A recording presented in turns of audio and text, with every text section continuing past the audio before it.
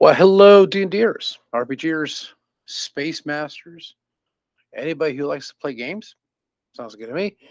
I'm going to show you something kind of interesting. So, Mike and I have been looking into Traveler. I bought him a book for his birthday. We both have it. We're reading it. And we both remarked on the fact that in Traveler, they have skills. And over a course of time, you can improve skills. And I said, well, maybe I know 5e does it. Maybe we could put that in an OSR game and it might work pretty well. So I came up with sort of an invention. Say an invention. I stole stuff and stuck it in OSR. That's kind of what you do, right? So if you go to drduick.com and you click on this little Casahedron right here, I'll show you what I came up with. So I've already in previous videos talked about the 2d6 skill checks, right? I like it because it's a distribution curve. And basically you can do this really simplified version, just stick something in here and roll. But the problem is there's no course for improvement if you just base it on this. Let's say you're progressing and over a game, people increase 3 levels, and you're saying, but I'm not getting better at anything I'm doing. It's still the same amount of whatever.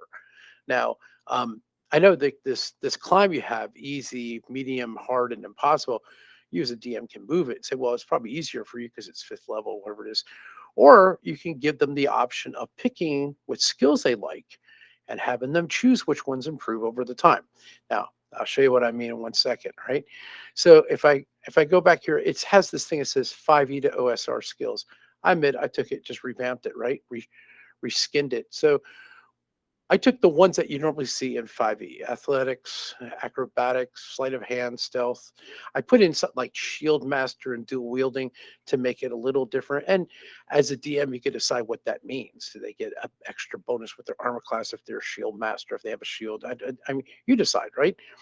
But even the ones like Arcana, history, investigation, nature, religion, animal handling. So if you ever played 5e, these should look very familiar, right?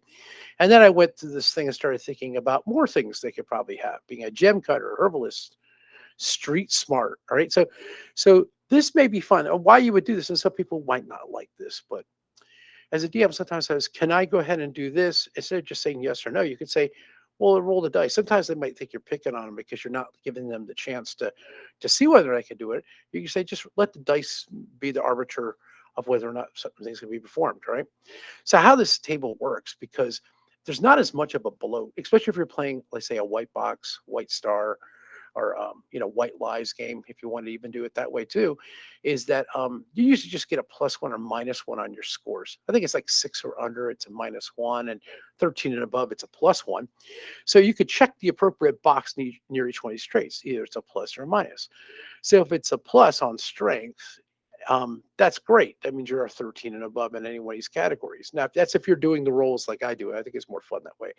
So the next thing to do is the players get to pick any 5 skills they like, and they just mark the appropriate boxes. Could they double up? Sure. Let's say you have a fighter that says, "Oh, I have a 13 strength. I get to pick 5 skills. So I'm going to take 2 athletics, 2 shield master, and I'll take one with dual wielding, which wouldn't make sense because you're using a shield. But anyways, but you could throw, I'm going to take acrobatics then, or sleight of hand, or I'm going to pick history. They could do anything they want. Now this, like I said, just play it in your game, see what feels good for you, right? But the idea behind it was like when it comes to making the 2d6 dice rolls, right? That we saw before, these 2d6, they basically have to beat an 8 for a medium check, but then they get a +1 for their, let's say, their strength, and they have another +1. All right. Let's say you have a +1 for athletics or +2.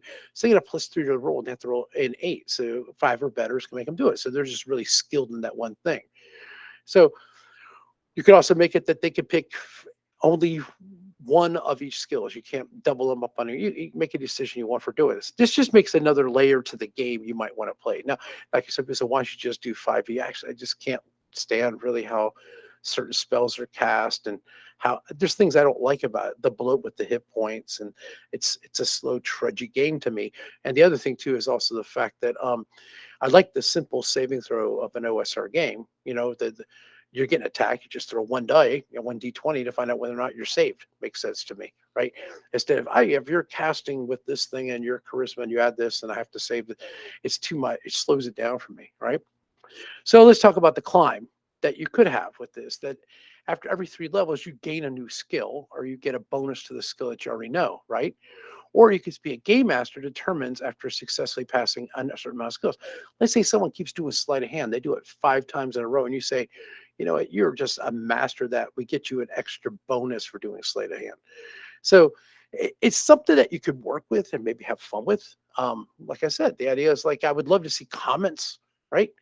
Uh, write anything you want. You can take a look at this list. The link is down in the description, and you could say, "Well, I think this is a horrible idea. Why are you doing this?" Or, "Hey, it's kind of fun. I'll give it a try. See what's going on."